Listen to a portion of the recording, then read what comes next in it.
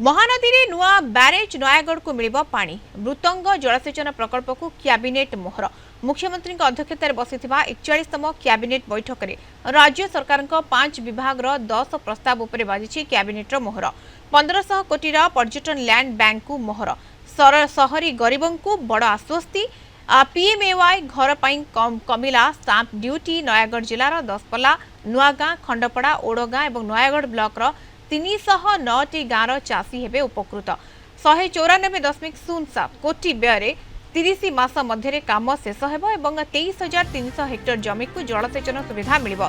सेहिपरि पुरी कोणार्क चिलिका हीराकुद और सिमिलपाल भली प्रमुख पर्यटन स्थली रे होटेल एवं रिसोर्ट निर्माण पाई 5,500 एकर जमी चिन्हट हेबो।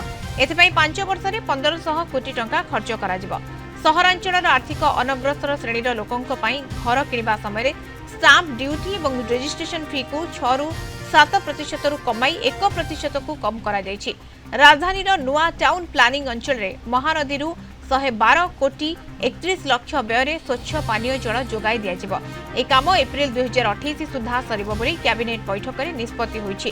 सेपरि राज्यर नदी पठा और सहरांचल जलाशय गुड़िकर सौंदर्यकरण और परिवेश सुरक्षा पाई 500 कोटी योजना मंजूर करा जायछि। सबलेश्वरी मंदिर निकट में पानीय जल और पर्यटन उन्नति 440 कोटी 33 लाख व्यय एक ब्रिज कम ब्यारेज निर्माण हेबो एवं खोर्धार कालीबेटी शिल्पांचल 210 कोटी 36 लाख व्यय 4000 महिला श्रमिक रही पारिबा भली एक स्वतंत्र हॉस्टेल मध्य तैयारी हेबो। या द्वारा बयन शिल्प क्षेत्र में प्राय 20,000 रोजगार सृष्टि हो पारिबो।